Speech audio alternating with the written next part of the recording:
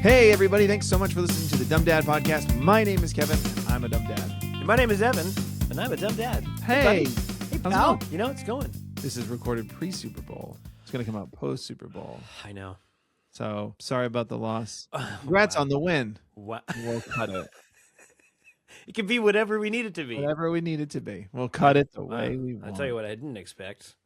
44-44, and it's tied. And they're going to have to play it again tomorrow. They said, we got to go to bed. And they just called it. People are tired. We don't have any more commercials left. 12 quarters. We showed you all the commercials already. Yep. They played some from years ago. They went to some greatest hits. It was the ninth quarter. How are you? How are you been? Good, man. You know, just there's been, kids are good. Back in school, but they're doing their after school musical play stuff. So they're in that couple days a week, and but you know, kind of easing out of. It's so funny. Like here, we've had such nice weather now that I'm trying to just enjoy it because you know it just feels like maybe it's a tease of another hot summer, which I'm a little bit nervous about. But it doesn't feel like January, early February. For 2 weeks, it's been like 75, 80 degrees here, which is like I love that, but I wish that was the summer. You know, I don't want it to be January. We had a movie night. I think at the school last podcast. And we had it the same time last year. And last year it was like, guys, make sure we're not providing, it's outside. Make sure we're not providing anything. We're providing grass.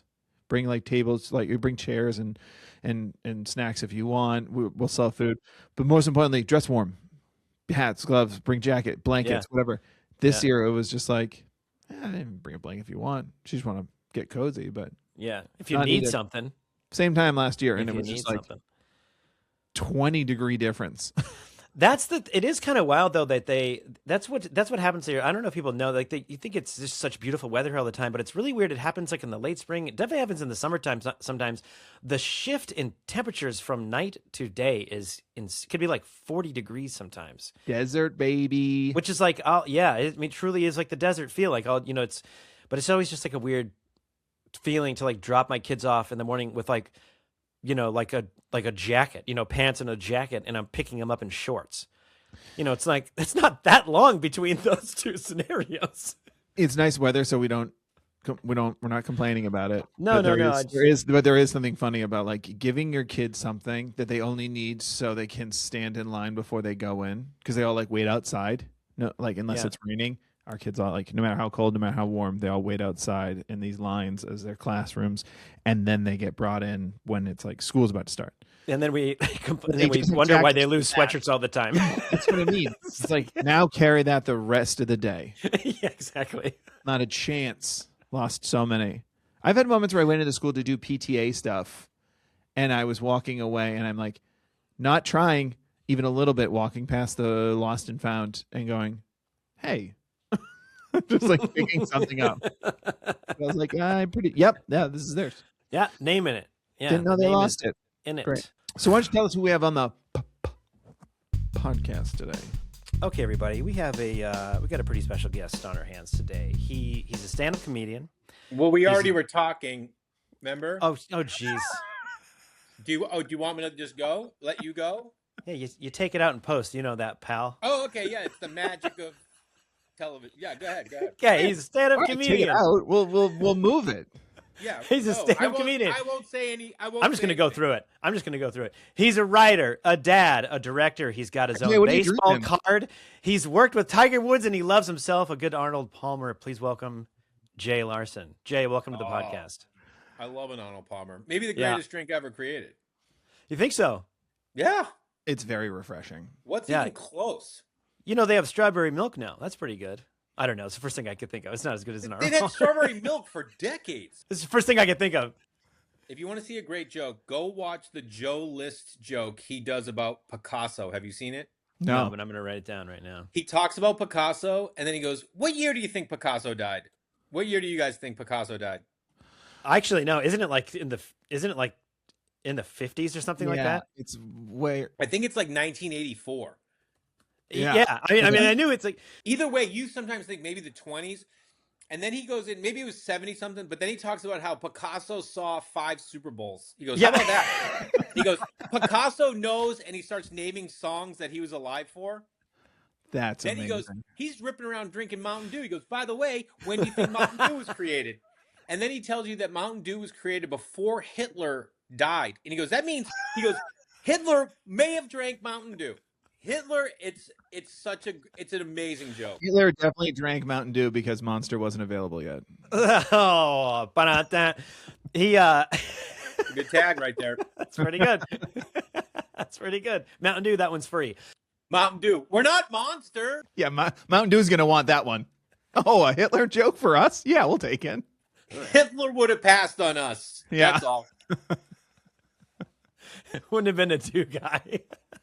Yeah, no better drink than Arnold Palmer. 70-30 all day. That's all. We really appreciate you jumping on. We followed you for such a long time. I first saw you like play golf with Eric Anders Lang on like one of his YouTube shows, and I was like, "Hey, that guy's pretty funny, and he likes golf. Let's see who this guy is." It's funny. Anders Lang, same birthday as me, February 3rd. Guys, I don't expect a gift. I'm just letting you know. It didn't get there yet? It hasn't. You know, I moved, Okay. right? Oh, no, I wouldn't know that. Oh, Yeah. why don't you have forwarding on? It was a edible arrangement. I still have stuff that goes to my old place, and I have to like. My neighbors, like, they used to get me stuff from the guy, and then now I have his number, and he'll just text me like, "Hey man, got some stuff for you," and I'm like, "All right, cool, man. I'll come by." My ex still gets stuff at that house. My eBay still goes to the place that I lived when we first split. You know, you can log in and change the addresses. I've tried, bro. So when you go to that guy's house, is it like his just doors open and you hear him like, "Come on in"? He's just in the back having a beer. I think it'd be way too personal. I really love that house.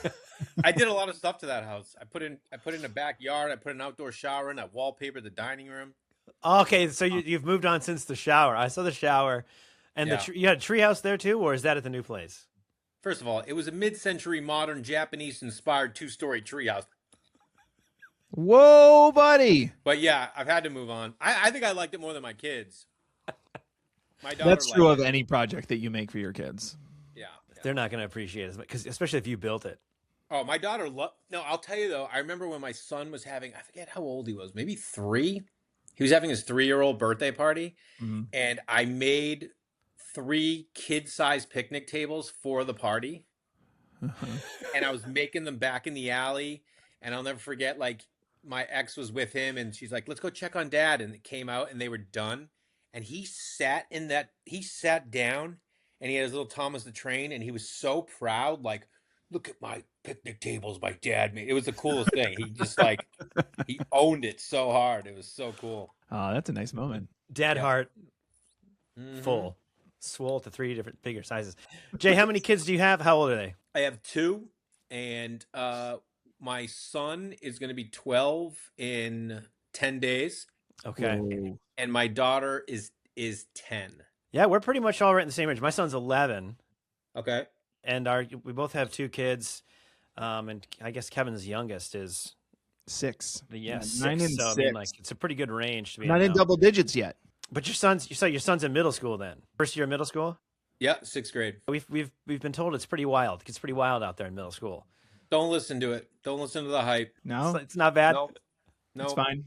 I think everything's what you make it. I think if you have this perception and these parents start having these feelings and then they press it on their kids that it's going to be something, stop. It's going to be like anything in life. You're going to hit speed bumps, and it's about how you're going to handle adversity. So I had a great middle school. I remember saying to him, like, "I hear all these people talking about middle school. How do you feel about it?" He goes, "I feel good."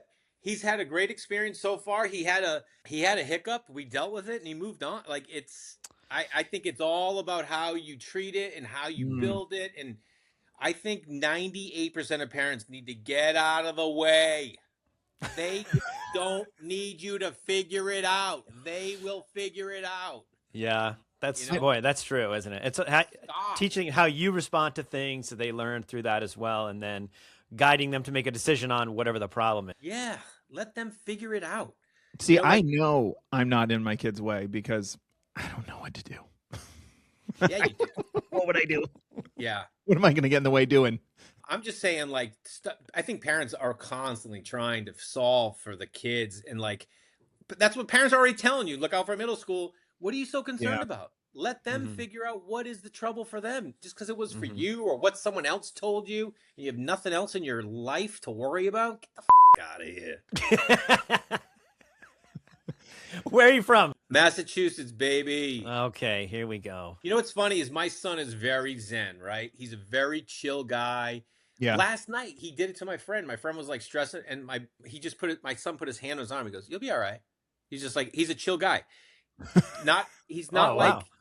yeah, he's rad, right? And he's not like he doesn't act up. He's just awesome. And my ex just called me. She's like, "I just want to talk to you about something." I go, "What?" She goes, "So Reed and the two neighbors next door, last week, they climbed up on top of the garage, Hell yeah. and they jumped off the garage onto the trampoline." And I was like, "Oh, okay." And she goes, "Yeah." And he was complaining that his neck hurt, and then he was fine.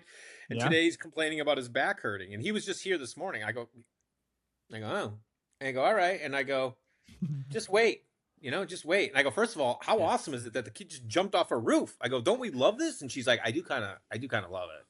Because I was gonna say, that's what, when she's explaining that story, you're going back to your 12-year-old self going like, "That's kick-ass, dude." Well, no, I think of it and I'm like, damn, that thing is that is so uncharacteristic of this boy. And I'm like, this is how he learns what's good and what's bad, not us getting in the way. She wasn't even calling to be like, "Can you believe he did this?" She was like, "I'm a little worried about his back. He's talking about his back hurting." Yeah. And I was like, I go, "Wait a couple hours. Tell him you need to test your hamstring because she's got a bum hamstring, and then like tell him you need him to run down the street with you. And then if his back's hurting, then we know, and just give it some time. I'm sure he'll be fine." But like, anyway, you just gotta let them figure this stuff. I love that he did that. You gotta let him figure it out. Yeah, I love that. That's funny. That's it's a little bit of a modern take on rub some dirt on it. Make him run. See what happens. Well, I think sometimes too, like he's got a crazy pain threshold. This kid sat in an emergency room for 8 hours with a broken arm and didn't even cry. I was like, "Dude, how are you doing this?" And I just sat there with him. I'd be crying. Yeah. Well, there was a girl next to him screaming. And I think it's a regulation thing. You know what I mean? It's like if kids see you freak, they're going to freak. And they're going to stay freaked. And he just stayed chill. And I was like, "Man, you're rad." One of my wife and I's favorite stories is when my daughter broke her arm. She broke it on her birthday. She had a baseball game, and then after the game, they were all practicing like sliding into base. Yeah, which none of them know how to do. How old is she? She's 9, so that was her 9th birthday. It was recent. It was June. Okay. So she broke her arm. We had a party at the park, like right after. That was her birthday party. Like, come to her game, watch her play, and we'll have a party after. It was real fun until she immediately broke her arm. Yeah, and that part wasn't that fun. And then it was just kind of like, you good day? Like, we couldn't tell if it was broken. It's just hurting, but you're like, "Oh, this is bad." And then we're like, "Do you want to hang?" But then she just kind of like shut down a little bit. And we're like, "All right, you guys go to urgent care. I'll stay here." And everybody was like, "Bye." It was a real bummer, but she went to urgent care, sat there. They couldn't take her. So they like, we'll take you in an hour. So they went, okay. And they went downstairs and got like gelato. And my daughter's sitting there, broken arm. And she just like having gelato going, "This is the best birthday ever." Amazing. Like, what? My wife was like, "Oh, I'm so glad." And in her head, like, "What are you talking about?" Yeah. Yeah. You broke your arm. Leave your party. Boy, if I had an ounce of that perspective, yeah, it'd be a little easier to get to bed at night. And she didn't like the gelato. Why is this the best day? Like, but this is exactly what I'm talking about. Kids have they don't worry like we would worry. They're like, "Hey, it's cool." I took him to the urgent care too when this happened, and they were like waiting, and I go over and I go, "Hey, I'm looking at this, and this looks crazy," because he had broken his wrist and dislocated it. So it was like popped out. And I go, "It's not looking good." And she's like, "Well, there's other people in front of you." I go, "Yeah, I get that." I go, "But he can't just look at it and just tell me." And they're like, "Okay." And the guy looked at it and he goes, you got to go to a specialist right now. You got to go to UCLA because this is bad." And then I had to watch them drug him after 8 hours. And then they had to put it back into place. Have you ever watched that? So my son's on drugs. He's on drugs, and they have his arm, and they're just going like, they go literally this, and he's just going, high as a kite. Owie, owie. And the doctor looks at me, or nurse. They had like 4 nurses with me, and they go, "How you doing?" I go, "I'm all right." And they go, "Just so you know, he can't feel any of this." And I go, "All right," you know. Kind of sounds like he is, but seems like a lot of owies are happening. Yeah. But I knew like he was probably like looking at it and being like, "Oh, this must hurt." Like, who knows? Yeah. Anyway, he was so high, man. That's so funny. That's good though. You should get high the first time with your dad. I mean, that's the move. Yeah. In front of a bunch of strangers that are messing with your. The only way to get high, have a stranger give you the drugs. That's what they say. We've been watching Stranger Things, and you know they talk about drugs. You know, like there's like drugs happening, and I go, "Do you know what that is?" And he goes, "Today he goes, weed," and I go, "Yeah, it's weed." And he goes, "Oh," and I go, "Remember that smell in the hallway the other day? Because we have like there's like 3 other units in our apartment." He goes, "Yeah." I go, "That was weed," and he goes, "Oh, okay, got it." Okay, can we unpause it now, please? Good Lord. Yeah, can we move on from this? I'm going to quickly go over that. Like, how far into it are you? Did he ask to watch it? I only asked because my son is a very, very, very empathetic little boy and gets overly emotional not overly emotional, not in a negative way, but he feels all the feels about all these things. Yeah. And all these kids are talking about watching Stranger Things. And he's like, "Dad, I think I want to watch." It's like a big moment for him. "I think I want to watch Stranger Things." And so he's like, "But will you watch it with me? Would it be okay?" Because he's like, I think I'm probably going to get really scared sometimes, but I want to watch it. And so we have like 1 episode left, I think, of season 2. And so it's been, but he was like, just a couple rules: not going to watch it at night. Like it's like Saturday morning at like 11 is like a great spot for him.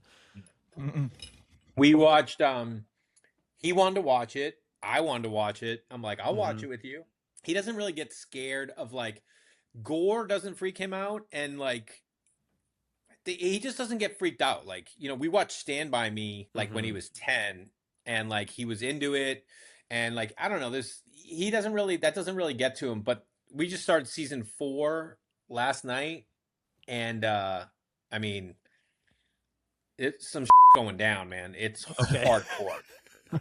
I'm serious. Like it's hardcore. And I remember like I could go, "You all right?" And he goes, "Yeah, I'm okay." But like kids dying. Kids. Okay. He's emotional. When Bob died, he was like a puddle. Yeah. He couldn't even believe that even happened. I just pause it and like we had to like stop for a minute. He was like, but this like Demogorgon comes out, you know, full gore, gross, and he's like, "Whoa, that looks crazy." Have you showed him Rudy, bro? No, not yet. Oh yeah, watch Rudy with him. I'll lose him for a week. Yeah, I know. But I told him, and I was like, and then that night he was like freaked out. You know, he was just like, "I can't believe that happened." And he was like, and then he was struggling to sleep a little bit. And I just was like, "Hey, let me tell you something right now. That guy is the president of SAG. He's alive and well, and he's laying there. And you know what's happening? He's laying there, and there's a bunch of people dressed in green that are shaking his body. And the camera pulls up, and they're just shaking his body. And he's just looking, and they go, "Okay, cut." And then he gets up, and he goes to his trailer, and he has a little something to drink. And then they shoot the next scene. I was like, "That's all it is." And he was like, the way he was looking at me, he was like, "Huh." He's like, "Dad, you ruined the whole show. None of it's real?" No, man, none of it's real. I thought this was based on a true story. If you're going to tell me Harry Potter doesn't have magic in it, I'm out of here. I'm out, Dad. I am out. I've been doing this joke on stage where I took my son on this like a backpacking trip last summer with 2 other dads and their sons. And it was just, you know, you take your food in 2 nights, in a hole. It's like, you know.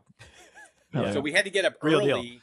Yeah, we had to get up early and drop my daughter at a friend's house so they could take her to camp because my ex was out of town getting in later that day, blah, blah, blah. So I go to wake my daughter up and I go, "Come on, you got to get up." It's like 4:30. She goes, "No." And I go, "We got to go." And she's like, "Why do you have to do this today?" And I go, "You've known about this for 2 months. Let's go." And she goes, "I had a dream and I'm going back to it." And she looks so cute. And she was like in her blanket and she's so sweet. And I nuzzled up to her ear and I go, "You can never go back to your dreams." It's classic. You might have registered a core moment right there. Yeah. Yeah. It's going to echo. All right, I'm up. Yeah. Okay. All right, get the Cheerios. So, Jay, as a stand-up Kevin. And as a parent, how do you do it? How do you juggle both things? Are you on the road a lot, or have you kind of turned it down as the kids get older? I turned it down a long time ago. Yeah. Mm-hmm. I mean, I don't. I'm very. I wanted to be a dad in fifth grade. I had kids' names in the back of my notebook written down, like in fifth grade. So I never like. I don't know why I thought that you could be a stand-up comedian and not do the road. I was just like, nah, I'm not. No, I want to be home. I want to have a garden. I want to do. I never forget. This manager Barry Katz. You guys know Barry Katz? I know the name. Okay, he's managed huge names, Kevin Hart, Dane. Mm-hmm. Anyway, I did a podcast with him, and afterwards I was like, hey, can I talk to you about something? He goes, yeah. I go, listen, man, I got 2 kids, and I like coach their little league team, and I love being a dad. And it's like, we're talking about the road, and I know, like, like the road is so important. Like, how do I figure this out? And he goes, I mean, what do you remember from childhood? You remember vacations and birthdays and holidays. He's like, you never remember sitting on the living room floor playing Legos. He's like, don't worry about it. You got to go on the road. And I just remember at that moment, I'm like, never take advice from Barry Katz. Yeah, at least that seems wild. At least not about being a dad. I was just like, no, I don't. They say that you get 80% of your, like, the time with your kids before they're 18. I'm like, you know what? Yeah. If I never pop and I'm never huge and I never sell out an arena, it doesn't matter to me. What matters to me is my kids and I have a great connection. We do so much together, and I'm around them. So my juggle is, now when you're divorced, you only have them 50% of the time. Mm-hmm. So basically 50% of your life has meaning and the other 50% is empty and meaningless. So you're just like, well, I guess I'll go on the road then. So yeah, okay. I just basically go when I don't have them, and now that they're getting older, we have such a great, like, it's so fun the way we communicate. Like, I brought them to a show a couple months ago at the Improv, and they sat up in the top of the stairs and watched my set. And afterwards they were like, you did really good. Like, my son's like, I was watching the audience. They really thought you were funny. And I go, thanks, man. And then my daughter goes, you did call me the B word, And I go, yeah, I know. I was going to not do that, but I figured you'd understand that I'm that I'm joking. And she's like, yeah. And I like reinforced it with her. But like, they like have such this, like, I was on the phone with a friend this morning while they're eating lunch, and he was saying, he referenced a joke of mine. And when he hung up the phone, my son goes, hey, what's that? And I go, oh, you want to see? And it was on Comedy Central. So I played it, and he's just like, oh, cool. So they know, like, I just basically juggle it around them, and they love that I direct. And like, I watch movies with my son, and I'll pause it, and I'm like, what is John Hughes telling us right now? What's he showing us? And he's like, the power's out. I'm like, the power's out. So what does that mean? And he goes, that's why the alarms are out. I'm like, exactly. And then, like, I go, look at that. He never said it. He just showed it. And then I'll press play, and then I pause it again. I go, do you mind that I do that? He goes, I love that you do that. So like, we connect over it, and I have them like do little writing assignments. Like when we go on vacation, I make them keep journals, and we talk about writing, and we create stories together. So they very much know that I create time for them. Like, my daughter lately has been asking, what's corporate America? Because it's like come up a couple times. Yeah. And I explain, I go, well, it's a chance for you to have a steady job. You know that you're getting a check, and you get health insurance, and you get a certain amount of time for vacation. I go, I am an independent contractor, which is why I don't have anything. I go, but I always have time to do the things we want to do. I'm like, how often do we do, So to me, it's like they come first and everything else comes second. And I believe that everything works out the way it's going to work out as long as you prioritize what's important to you, I love that, man. Yeah. I gotta say, your specials are so fantastic. I love your sort of combination of like self-deprecation mixed with a lot of confidence. Like that style of humor, I think, is where a lot of comedy comes from. Thanks. But you also talk about, you grew up without a father. Yeah. So who did you have a father figure in your life that you really looked up to? Or did you, like you said, or was it always like in the back of your notebook, like, well, I may not have one, but I know what kind I'm going to be? Yeah, it was that. I didn't have one. I had soccer coaches who were rad. Like my high school soccer coach, he'd let me borrow his car and stuff, and he was really cool. And I'll never forget the first time I borrowed his car. He had this little shitty '86 Ford Escort. and my friend Karen drove me over to his house to get it, and she left, and I was like, all right, thanks, coach. And I go down the street, and the tire pops, and I call him from a payphone, and I'm like, hey, I'm down the street, the tire popped, and it was pouring rain. He goes, all right, I'll come down.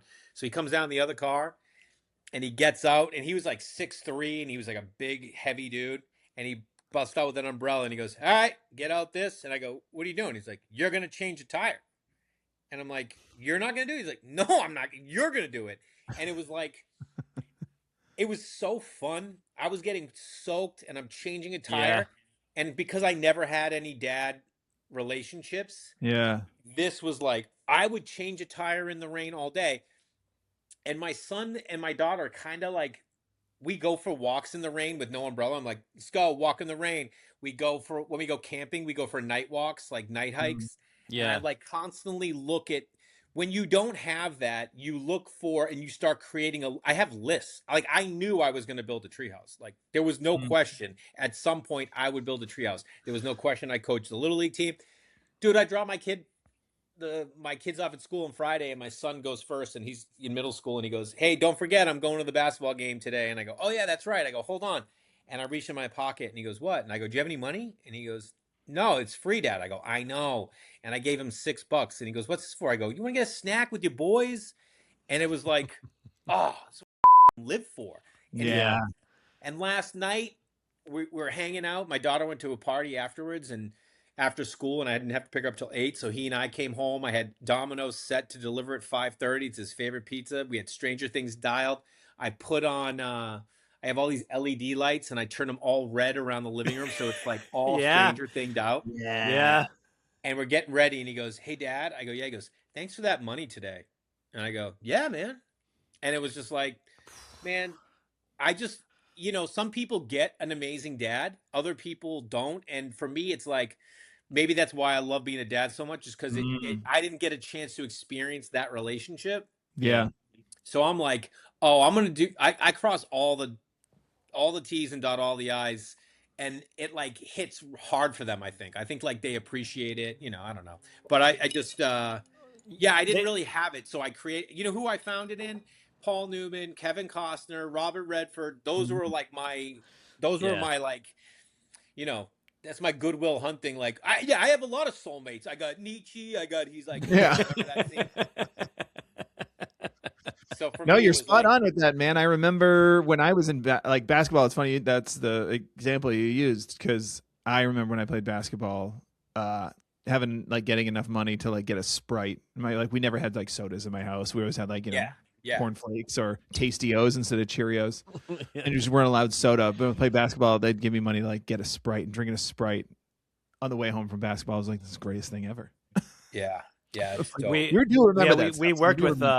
We worked with a guy, coach. You know who Coach Ball Game is? He's like an online dude. He's like, he kind of like teaches you how to coach kids baseball. Mm-hmm. Tight. Wonderful guy. And we spent some time with him, and he was like, he always would tell us like, the kids are not going to remember every baseball game they ever played. They're not going to remember the game. They're going to remember going out to milkshakes with you after and talking about it. Yeah.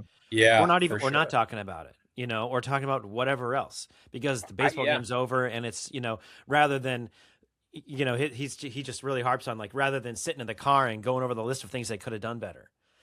You know what's crazy is my dad, like, he never came to one game of mine. I played college baseball. I played high school varsity soccer, baseball. Mm-hmm.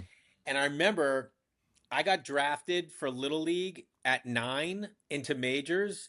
And my brother was 18 months older than me, and he was still in minors. Like, there was only 3 9-year-olds that made majors. And one of the assistant coach on our team was a stand-up comedian, and he would do impressions. And again, single mom of 4, they drove me to every game and home. So we go for ice cream. They always drove me and Ryan Sullivan home because he lived in the neighborhood. I always got a ride, and he would do impressions the whole ride home. And it didn't really click to me till just now. I'm like, oh wow, like that was an influence on me. Yeah. Was the fact that he did impressions and was a comedian, I think. But I was also like really funny back then, so maybe he knew and like was just like bust, and I've like I got humor at an early age. So Yeah. but It's fun when your son's friend or either son's daughter, whoever, with their friends, they have humor. It's really fun to like chirp them up, wherever, like in line or you go pick them oh up somewhere. Like I know the kids, I make sure I go say hi to because I think they're funny kids. Like yeah, no, I know. I love quick kids.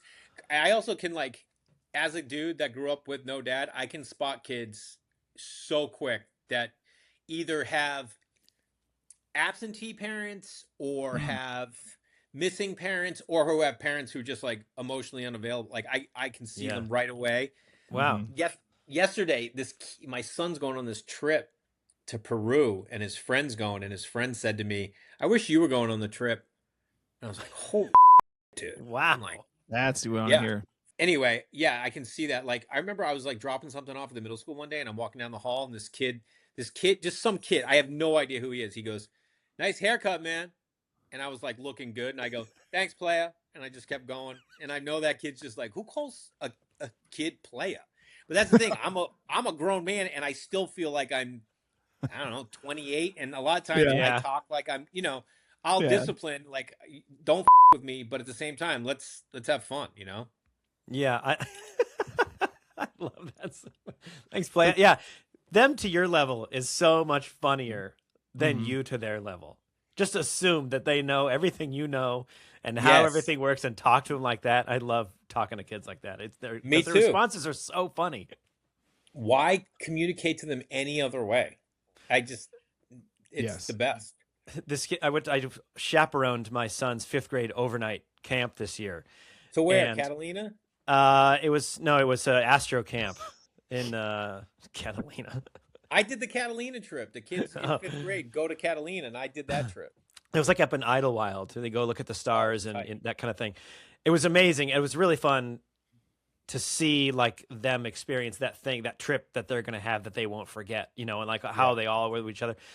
And like on the 3rd day, this kid comes up to me. I'm literally standing with my son, and this kid comes up to me and he goes, he was in our group, so he was part of the kids I was I chaperoning can't wait for the this. 3 days. And he goes, he like stuck there for a second. It was just the 3 of us, and he looked up at me and he goes, I think you'd make it really good, Dad. It was like a really nice thing to say, but I was like, so what did I tell him? I go, thanks, I'll consider it. And then it was like, Hilarious. my son was like, he's my dad. So this kid got the humor, your son didn't.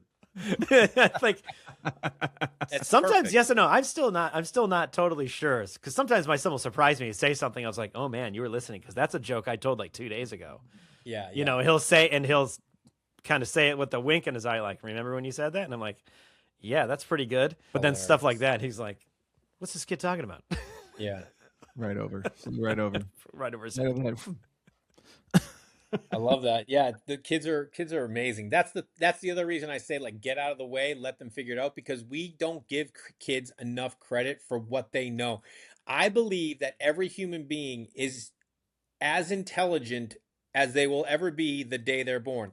It's like when you get a Mustang off the line, it's Mhm. never going to be a better engine than the engine. It's never going to be better than that unless you soup it up. So you can get smarter by taking class and living experience, but Yeah. your brain is already as smart as it's going to be. So why do we think just because they haven't learned as much that they don't know things? You know what I mean? Like, Yeah. when you step back and you don't try to figure out for them, and my ex and I used to joke, we still do. My son would ask a question and my daughter would answer it with Yeah. no idea of the topic. And we would look at each other and be like, I think she's right. You know what I mean? Like, it's like, because she has an A to Z ability in her brain like no Yeah. one I've ever known. And it doesn't mean she's smarter than anyone. It just means she has this thing. Like, I don't know. So I think like that's why you let kids be kids and get out of the way, because they'll teach you if you let them. You know what I mean? You're gonna Yeah. learn instead of being like, I'm the parent, I know what's best. No, you don't. No, you don't. Stop. As my kids have gotten older, I have really felt that like telling them about something or telling them to do something or whatever isn't even as close to as impactful as showing them, or because no one really likes being just told what to do. Like, no matter how old you are, if someone just like Yeah. tells you to do it and here's how it's going to be and here's how you're going to do it, it's like this wall immediately goes up, at least for me. like this defense mechanism, you know, that you're like, well, hold on, what do you know? And so if it's always just telling, like, if they're gonna, it feels like they're gonna be less, like, it's gonna receive less. You know, they're not gonna like. Eventually, it's just gonna be a bunch of pushback. You know. Of course, I mean, yeah. Yeah, I was talking to my daughter today actually about. Oh, I talked to her today too. She texted me. Oh yeah, when are you gonna give the bike back? I can't. You borrowed her I bicycle. need it. I know my daughter needs I need it. Yeah, your tire blew out again. You still don't know how to change it. All that time in the rain. Well, he could do a car tire, man. He doesn't know how to do a bike tire. No, we were talking today about how like the goal, you know, of parenting is like, you know, we're just here to help you, but the goal is that you're going to be on your own, and that is like that is our job as parents, is to guide you and have you make. You're going to be the one to make decisions. We can talk to you, you know, till we're blue in the face, but you're going out in the world. You're going to class. You're talking to your friends. You're making your choices that you make, and the goal is that you are going to move out someday. It's not. It's happening. When you're 16, we're kicking you out. 16. But we told her like someday you're going to be gone, and like that is like the goal. We've done our job when you don't need us anymore. You know, that's what we're trying to do. I love that. Say that, and she was like, "Really?" And I was like, "Trust me, as you get older, you're going to agree with me a lot more." Well, I had this similar thing. There was this woman. I was at a grocery store. And I was. The kids were there, and I'm putting the groceries in the back. And she goes, "Enjoy every minute of it. It's going to go so fast." And I just go, "Oh yeah, I don't really subscribe to that philosophy."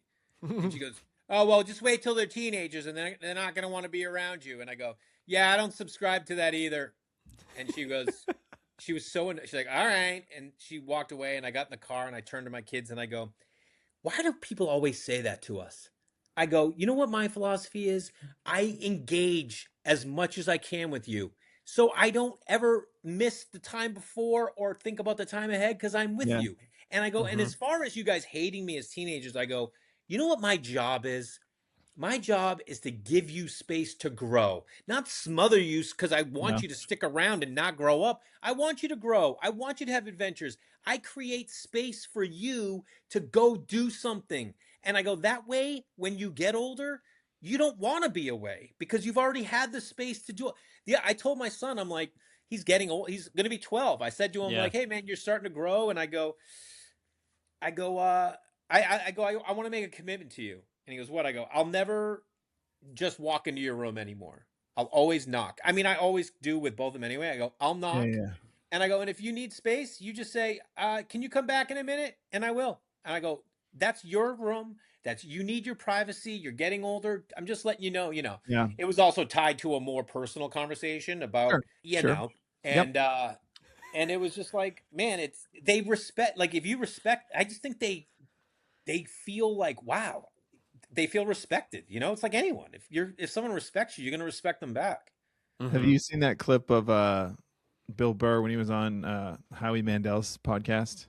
And Howie Mandel asked like Bill how old his kids were, and he told him, and he goes, "And you got a daughter?" And he goes, "Yeah." And he goes, and Howie goes, "Wait until she's a teenager." And he goes, "Everyone who's failed as a parent has said that to me." Yeah, you think Howie Mandel was? I used to think about. Yeah, good. I love it. I love Burr for saying that. I mean, I really have no idea how present Burr is. I mean, the guy's on the road. It's just a great line. Yeah, it's a great line. He's present enough to make a joke like that.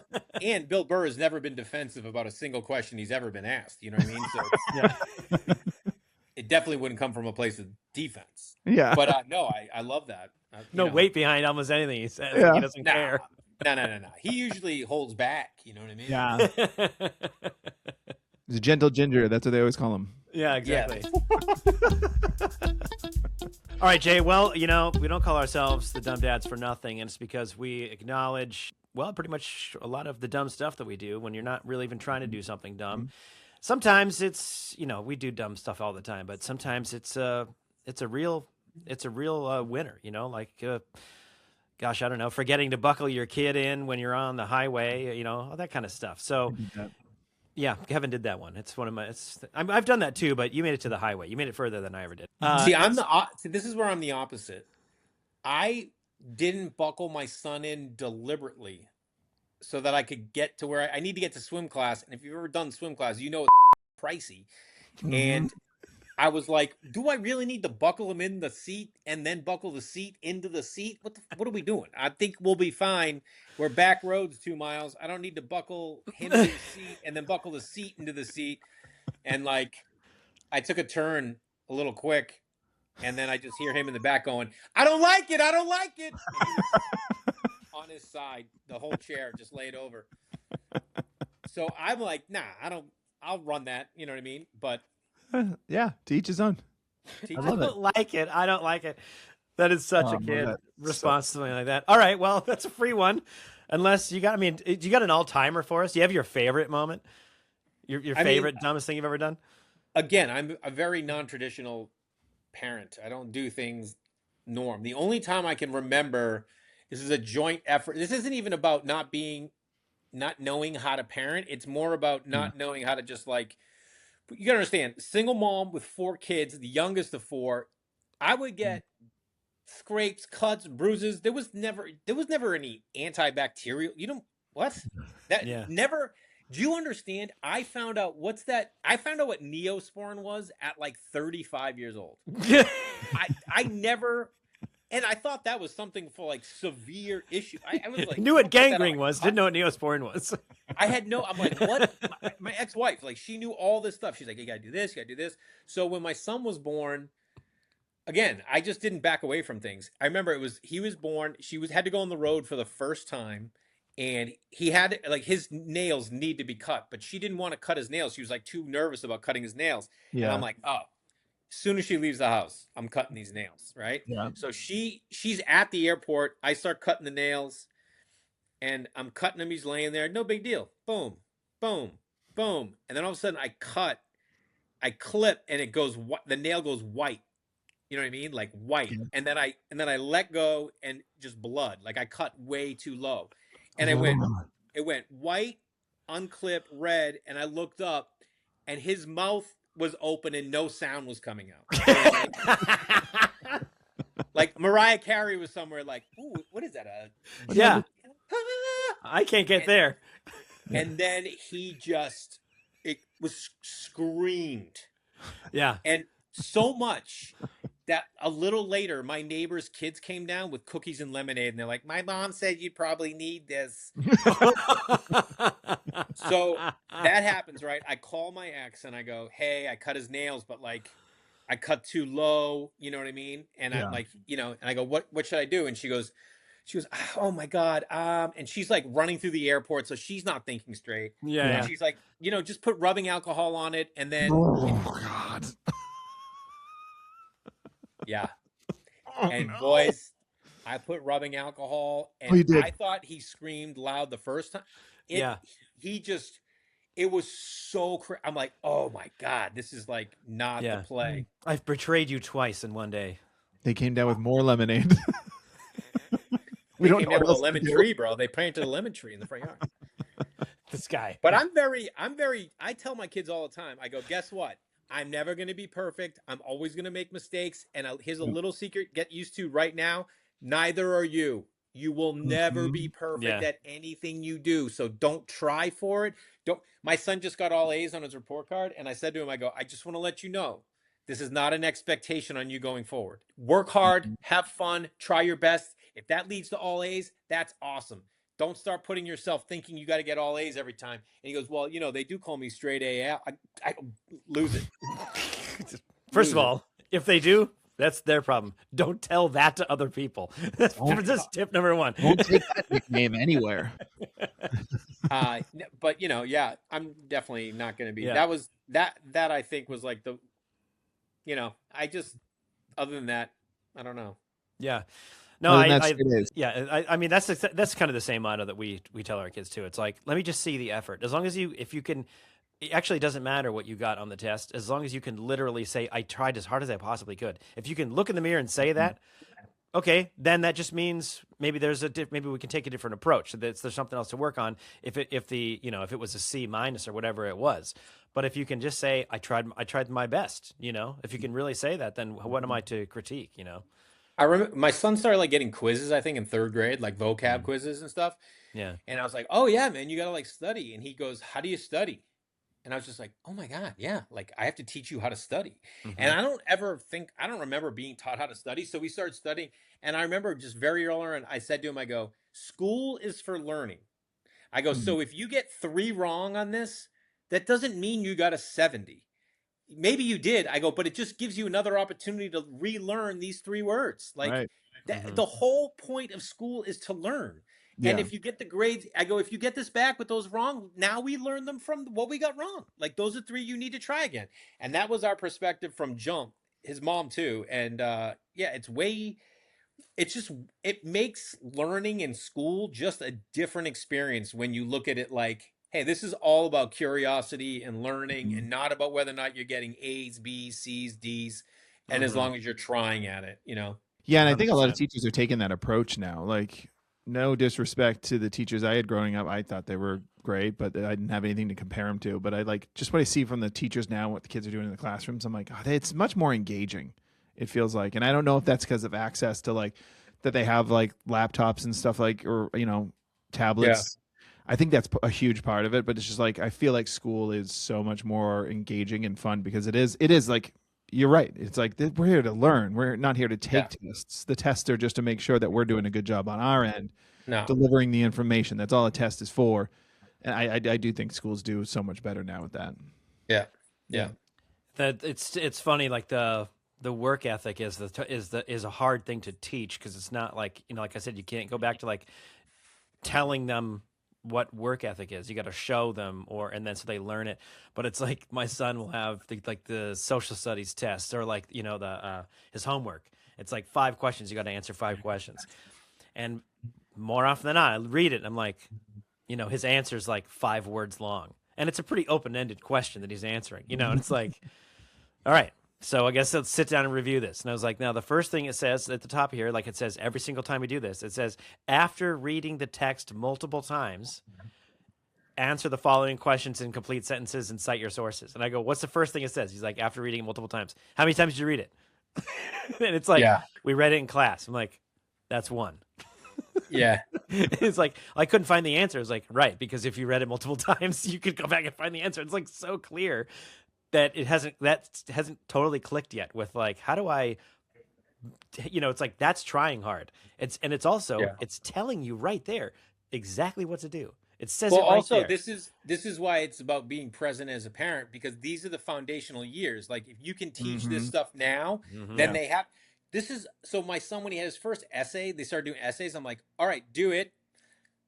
I go, what we do is this. When's the essay due? He goes, Friday. I go, okay. So Tuesday night, we're gonna write an outline.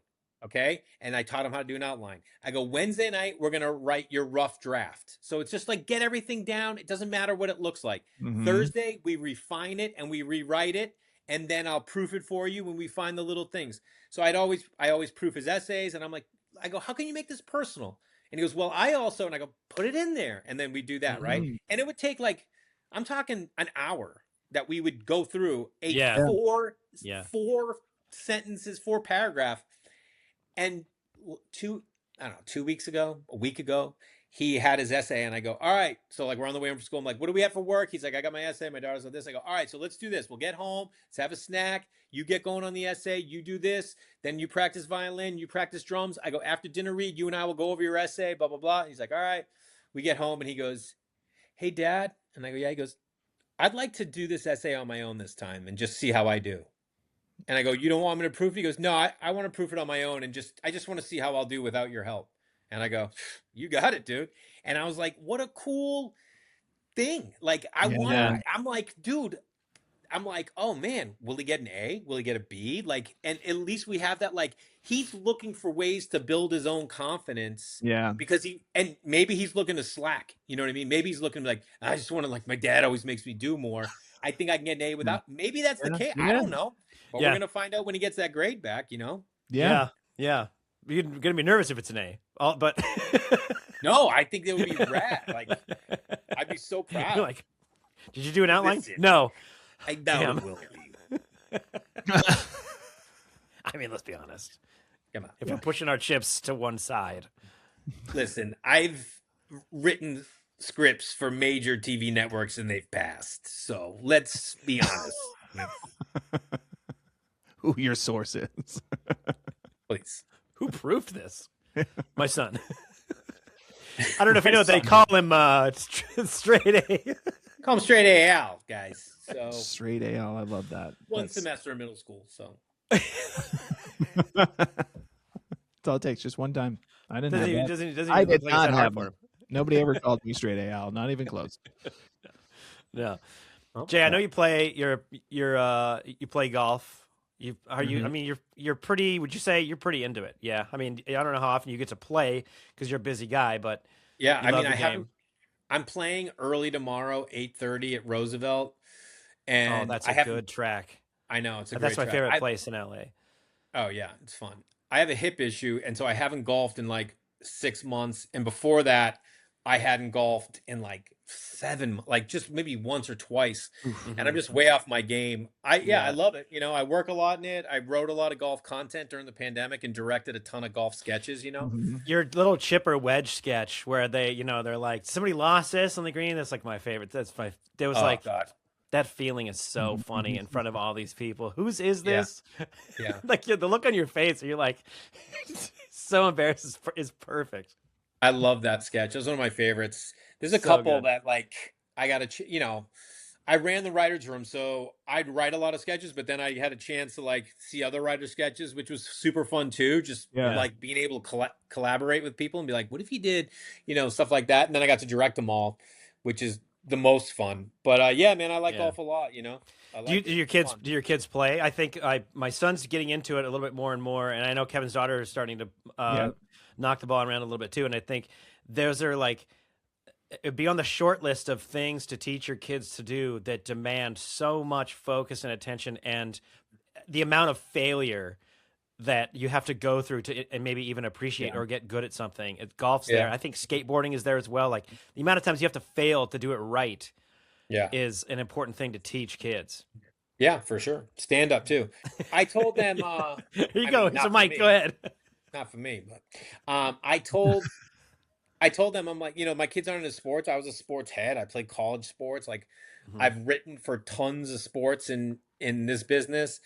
And I said to him, I go, listen, if you're not into sports, it's okay. I will be interested in whatever you're interested in. I go, but you need to be able to play catch and you need to be able to play golf. I'm like, you just have to. Golf is like such a great way to like connect with people. You can play it your whole life.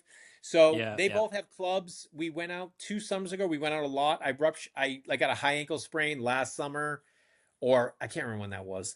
Anyway, I just didn't. It's hard. Like one of the things I will say that's really tough about being a single parent is to build consistency with things that you do is tough. Like, if you're going to get really good at golf, you go a lot, and it's like, after school, it's like, sometimes I'm like, how do people do it? Like we have drum lessons one night. My daughter has tutoring 2 nights. She used to do cheer and like, there's so many things. And then like homework and then like get into bed on time, it's like all the stuff.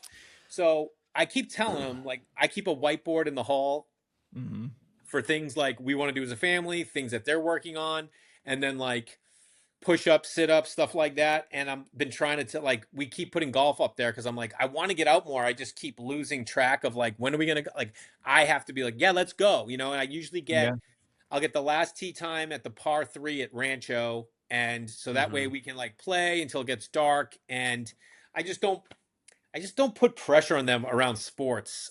It's just like, no one pressured me for sports and I loved it. And I couldn't get enough. And I saw a lot of friends who had like crazy pressure on them. And I hated those parents. I remember like being like, what the are you doing? Like even at a young age. So when I even see it now and I see friends talking about like, I see my son's friends tell me the sports they hate. And they'll be like, oh, I hate it. And I'm like, oh. And I'm like, why does he play it? You know what I mean? But they hate it. And I know some kids might say that. Like Zaire Golf is a feed on Instagram I follow. And there was this guy put up a video of his daughter like just striping. And she was like 8 years old. And he goes, my daughter has no interest in golf. This is how she hits the ball. And Zaire Golf was like, what do you do? And everyone's like, tell her, too bad, blah, blah, blah. And I wrote, this girl clearly has a gift. Like I'm telling you guys, I couldn't believe it. I go, she clearly has a gift. why push her? When someone has a gift like that, it will find them. There's no way you Yes. can avoid that. Yeah. It was, but if you start being like, no, you got stop. What a way to make her hate something, to Yeah. force her to do it. Like, yeah, I try to keep, like, I remember when I was a kid, we had a big backyard when I was a kid. My dad just like chopped a set of blades and have them threw grips on them and put tennis balls in the backyard. So it was like, we would play baseball back there, but also like grab the golf club and like hit the ball as far as I could hit it. And then How big of a yard? it was like, I don't even know, but I mean, it was probably like 50 yards long by 25 yards wide with a bunch of trees Acres, and bro. stuff. I'm talking acreage. Yeah, my yard here in LA is like 30 square feet. No, I say this because my mom had a big yard. It was an acre. We had an acre, and I'd hit golf balls out there all the time. I loved it. Yeah. But he just started taking us to, like, he would, like, he'd go play with his buddies, but then if he was going to go to the driving range, like maybe I don't even know when it was, maybe a weekday, after work or something, or just weekends, he'd say, I'm going to go to the driving range. You want to go? Yep. And if I would go, and then I started playing, I could hit the ball, but I didn't really fall in love with golf and get pretty good at golf until high school, because I just I eventually got to the point where I'd like go play par 3 courses with my dad when I was like 12, 14. But then I played high school golf, and it was like I already kind of liked it. And then I wasn't very big. I was a really little kid, and so I couldn't play baseball anymore with the high school kids or soccer with the high school kids. So I played golf, but then it's hard to not get good if you like it. And we played 5 days a week for 4 years, for free. Yeah. It's like that's when I really fell in love with it. So I think it's, like I said, you don't push them now and just kind of like maybe keep it as something like just as fun to go do that activity as it is to go do a couple of the other ones you go to, and maybe eventually it sticks. Yeah. But last time we went, we did the range, and then we went and putted. I'm like, you guys really need to work on your putting, because and at one point, like this was the last time we went, my son putted, and then he went and like hit it before it stopped, and I go, honestly, if you putt, I won't tell anyone you're with me. I won't tell people you're my child if you do that. You cannot putt that way. That is not what we're doing. And then I was like, now here's $5. Go get some M&Ms. Like, I was like, I want them to have fun. I want them to be like, oh, it's fun when we go. We're going to get like a treat or something 100%. like that. Yeah. But yeah, we need to, putting is like the one thing you see kids the most, or you're like, yeah, you got to figure that out. It's going to be it's 2 different games. I mean, golf is really 2 different games. It's like off the tee is one game, short game's another. If you could combine the 2 of them, you can get pretty good, but touch and feel and short game putting for kids is like wild to watch kids try to putt. Yeah. It's like my son used a putter that like my daughter's small set had like used the front of the putter. You know what I mean? Like instead like of hitting a croquet mallet. And I would like like a croquet mallet, and I would like adjust it for me, like, all right, hit it like this. And we get to like the next hole, and he would do it again. And I was like, why do you want to do that? You have this whole side. The thing that I saw of you guys do first when I started to like become a fan of you guys was when you would do those dad press conferences. Yeah. Yeah. And I just was like, every now and then as a comedian, you see someone else do a joke and you're like, oh, I wish I had that. And when I saw that, I was like, oh, God. I was hoping like we were doing this in person, because I was going to ask you guys, someday I'd love to do one of those with you guys. Dude, let's do one. So fun. Dude, let's do one. Let's 100% do one. Yeah. So we'd love to do that. Yeah, done. Let's do it. Yeah, okay. Easy to do with travel, so we can also meet you somewhere. It's like the whole thing is. That's very kind of you. I'll come to your house, Kevin. All right. I'm outside right now. Oh, bring my daughter's bike. I'm not giving you the bike, dude. Come on, man.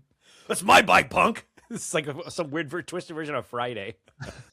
I just got my son a new bike for his birthday, and I got him like BMX isn't like, kids and their bikes aren't what it used to be. You know what I mean?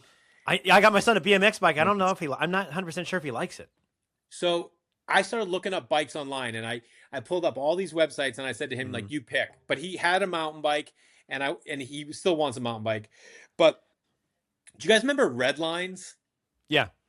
So Redlines is dope BMX, and I went on to Redline, and like they're still around, but they're so expensive. But they have like big tires, so they do like mountain bike style, but with a BMX. And I've seen guys, I've seen guys on the boardwalk with them. So I got him a mountain bike, and we put BMX handlebars on it, and it's so sick. He's like, Dad, this is like, it's so cool, man. It's legit. You just said such a dad thing. Bikes aren't what they used to be. Well, kids don't ride bikes like they used to, especially like living in LA. Like kids just don't ride. Yeah. Remember, that's how we got around because you couldn't just, first of all, you didn't have video games to the extent or whatever. Like, Right. Yeah. and where I live compared to my ex, we're 2.5 miles away, but like we're in the middle of a major city. You know what I mean? You can't just like hop on your bike. Like I told them, I go, in 5th grade, I would get home from school and I would just ride my bike to my friend's house and I'd be there till the lights came on and then I would ride home. Like there was no questions about it. There was no, and there was no one had a air tag on their bag. No kid had an Apple Watch or an iPhone. You just, if you got kidnapped, you got kidnapped. That was it. Just check the back of the milk carton and see if you recognize a guy. Yeah. That's maybe, it. Maybe you'll crack a case. Yeah. Come on. I can't even solve the maze on the back of the Fruit Loops box. I'm not cracking the case of the missing kid on the milk carton. Listen, guys, are you this bad at your job that milk cartons is where we're at? Come on. Yeah. You can't do milk cartons anymore. Everyone's on their phones. The days Everyone of drinks milk, right? Dumb things because we're bored. Yeah. That's over, man. Why don't we put it on the news? Not everyone watches the news, but everyone drinks milk. So we'll put it in the back of a milk carton. Yeah. These kids will be popping up at like they were never lost. Nope. We got them. Build strong bones so you can escape milk. Good Lord. So, Jay, thank you for joining us on the Dumb Dad Podcast. Please write a review of this podcast. We're at the Dumb Dads across all platforms. Jay, where can people find your stuff? You're on YouTube. Yeah. Jay Larson Comedy on all platforms is the best way. TikTok, YouTube, Instagram, Facebook, Jay Larson Comedy. Love it, man. You got a favorite dad joke? No, I don't do dad jokes. Yeah, we've told one on almost every single podcast, and we've never told a good one. I'll tell you mine. Mm-hmm. I was at the vet with my kids, and there was this old guy there, and he had his cat, and we had our cat, and he's talking to my kids, and he goes, "You guys want to hear a joke?" And they go, "Yeah, sure." And he tells them a joke, and they both go, "Uh-huh." And he goes, "I bet you're used to your dad telling you dad jokes all the time, huh?" And my daughter goes, "My dad's a professional comedian," and just walked away. He wouldn't dare. Bro. Sorry, bro. I heard this one the other day. I'll tell you this one. I told to my son, and he caught on. But I thought it was pretty clever. Why the chicken crossed the road? Why? To get to the idiot's house. Knock, knock. Who's there? The chicken. Wait a minute. Hey, that's nice. But when I see what happened. When I said knock, knock, my son goes, I don't think so. And I was like, all right, so you got a little bit there. That's tight. Jay, thanks for coming on, man. You got it, guys. Thanks for having me. I appreciate it.